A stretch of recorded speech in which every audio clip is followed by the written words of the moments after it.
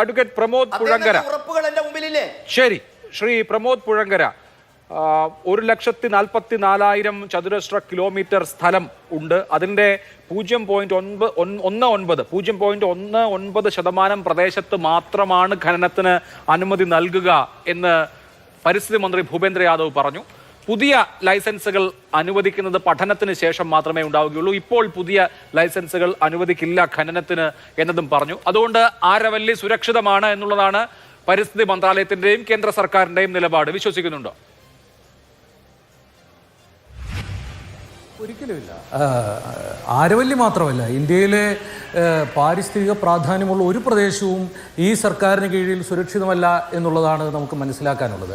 വാസ്തവത്തിൽ ഇത് ഈ സർക്കാരിൻ്റെ മാത്രമല്ല, ഇതിനു മുമ്പ് തന്നെ ഇതിനെ ഒരു ഇന്ത്യയിൽ ഗ്ലോബലൈസേഷൻ്റെയും പ്രൈവറ്റൈസേഷൻ്റെയും ഒക്കെ കാലഘട്ടത്തിൽ ഒരു കോർപ്പറേറ്റുകൾക്ക് ഇന്ത്യയുടെ പാരിസ്ഥിതിക പ്രാധാന്യമുള്ള മേഖലകളെല്ലാം വികസനം എന്ന് പറയുന്ന ഒരു പ്രത്യേക തരത്തിലുള്ള മുതലാളിത്ത വികസനത്തിൻ്റെയും കോർപ്പറേറ്റുകളുടെ കീശ വീർപ്പിക്കുന്നതിൻ്റെയും ഭാഗമായിട്ട് വികസനത്തിനെ മറ്റൊരു രീതിയിൽ നിർവചിക്കുകയും അത്തരമൊരു വികസനത്തിൻ്റെ പേര് പറഞ്ഞ് ഇന്ത്യയിലെ ഇത്തരം എല്ലാ പ്രദേശങ്ങളും, അത് കടൽ തീരമാകട്ടെ, കോസ്റ്റൽ ഏരിയാസ് ആകട്ടെ, ഫോറസ്റ്റ് ഏരിയാസ് ആകട്ടെ, അത്തരത്തിൽ ഏതെങ്കിലും തരത്തിൽ ഈ കോർപ്പറേറ്റുകൾക്ക് ലാഭം കൊയ്യാനുള്ള ഏത് മേഖലയെയും അതിൻ്റെ പാരിസ്ഥിതിക പ്രാധാന്യത്തെ മുഴുവൻ അവഗണിച്ചുകൊണ്ട് എഴുതി കൊടുക്കുകയും ഭാവി തലമുറയ്ക്ക് കൂടി ദോഷകരമാക്കുന്ന വിധത്തിൽ ചൂഷണം ചെയ്യുകയും ചെയ്യുന്ന ഒരു പദ്ധതി ഇന്ത്യയിൽ പ്രത്യേകിച്ചും 90കളുടെ അവസാനം തൊട്ട് നമുക്ക് കാണാൻ കഴിയും. ഈ മോദി ഗവൺമെൻറ് ഇത്തരത്തിലൊക്കെ ഇന്ത്യക്ക് എന്തെങ്കിലും ദോഷം ചെയ്യുമെന്ന് നമുക്ക് കരുതാനാകുമോ എന്നൊക്കെ ഇവിടെ ചോദിച്ചു കേട്ടു.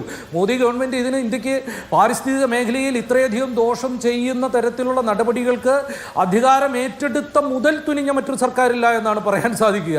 മോദി അധികാരം ഏറ്റെടുത്തപ്പോൾ ആദ്യം ചെയ്ത ഒരു പരിപാടികളിലൊന്ന് TSR സുബ്രഹ്മണ്യത്തിൻ്റെ നേതൃത്വത്തിൽ ഒരു കമ്മിറ്റിയെ നിയന്ത്രിക്കുകയാണ്. അതായത് 6 പ്രധാനപ്പെട്ട എൻവയോൺമെൻറ്റൽ ലോസ്, എൻവയോൺമെൻറ്റൽ പ്രൊട്ടക്ഷൻ്റെ, ഫോറസ്റ്റ് പ്രൊട്ടക്ഷൻ്റെ ഒക്കെ ലോസിൽ നിയമങ്ങളിൽ മാറ്റങ്ങൾ വരുത്തുന്നതിന്, ഭേദഗതികൾ വരുത്തുന്നതിന്, അതിനെ നേരത്തെ നമ്മൾ പറഞ്ഞ ഇത്തരം കോർപ്പറേറ്റ് വികസനത്തിനും കോർപ്പറേറ്റ് കൊള്ളയ്ക്കും അനുകൂലമാക്കുന്ന വിധത്തിൽ അമെൻഡ് ചെയ്യുന്നതിനൊക്കെയുള്ള നിർദ്ദേശങ്ങൾ കൊടുക്കുന്നതിന് വേണ്ടിയിട്ടുള്ള റെക്കമെൻഡേഷൻസിനായിട്ട് TSR സുബ്രഹ്മണ്യം കമ്മിറ്റി നിയമിക്കാൻ മോദി ചെയ്തത്. അതിനുശേഷമോ അത് നമുക്ക് ഇവിടെ വന്ന് കാണാൻ കഴിയുന്ന 2023 ഫോറസ്റ്റ് കൺസർവേഷൻ ആക്ടിന്റെ അമെൻമെന്റ് അടക്കമുള്ളതിൽ കാണുന്ന എന്താ, ഇതുവരെ ഉണ്ടായിരുന്ന പാരിസ്ഥിതിക സംരക്ഷണത്തിന് ഉള്ള എല്ലാത്തരം പ്രൊട്ടക്ഷൻസിനെയും പല വിധത്തിലുള്ള പേരുകൾ പറഞ്ഞ് മാറ്റുകയാണ് ഈ സർക്കാർ ചെയ്തത്. ഇപ്പോൾ 2023 ഈ ഫോറസ്റ്റ് കൺസർവേഷൻ ആക്ടിൻ്റെ അമെൻമെൻറ്റിലൂടെ വന്നതെന്താ, കാടിനുള്ളിലേക്ക് പല വിധത്തിൽ, ഇപ്പോൾ അന്താരാഷ്ട്ര ബോർഡറിൽ നിന്ന് 100 കിലോമീറ്റർ വരെ നാഷണൽ സെക്യൂരിറ്റിയുടെ പേരിൽ നിങ്ങൾക്ക് യാതൊരു വിധത്തിലുള്ള എൻവയോൺമെൻറ്റൽ ഇമ്പാക്ട് അസസ്മെൻറ്റിൻ്റെയോ ഫോറസ്റ്റ് ക്ലിയറൻസിൻ്റെയോ ഭാഗമായിട്ടല്ലാതെ പ്രവർത്തനങ്ങൾ നടത്താം. ലെഫ്റ്റ് വിങ് എക്സ്ട്രീമിസത്തിൻ്റെ പേരിൽ കാടുകളിൽ എത്രയോ ഏരിയകളിൽ, അതായത് കോർ മേഖലയിൽ അടക്കം നിങ്ങൾക്ക് പെർമനൻറ്റ് സെക്യൂരിറ്റി ക്യാമ്പുകൾ ഉണ്ടാക്കാം. ഇപ്പോൾ ഇവിടെ പറഞ്ഞ ഈ മോദിയുടെ പാരിസ്ഥിതിക പ്രേമത്തിൻ്റെ ഒരു ഗ്രാഫ് നമ്മൾ നോക്കിക്കഴിഞ്ഞാൽ 2018-നും 2022-നും ഇടയിൽ 2018-ൽ ഏതാണ്ട് 577 എൻവയോൺമെന്റൽ ക്ലിയറൻസ് കൊടുക്കുന്ന പദ്ധതികളെങ്കിൽ 2022-ലേക്ക് എത്തുമ്പോഴേക്കും അത് 12,496 മാറി. എന്നു മാത്രമല്ല, എൻവയോൺമെന്റൽ ഇമ്പാക്ട് അസസ്മെന്റിന്റെയും ഫോറസ്റ്റ് ക്ലിയറൻസിനുമൊക്കെ അതിന് മുമ്പുണ്ടായിരുന്നത് ശരാശരി 600 ദിവസത്തെ കാലയളവിലാണ് അത് കൊടുത്തിരുന്നതോ അല്ലെങ്കിൽ അതിൽ തീരുമാനങ്ങൾ എടുത്തിരുന്നുവെങ്കിൽ അത് 162 ദിവസങ്ങളായി ചുരുങ്ങി.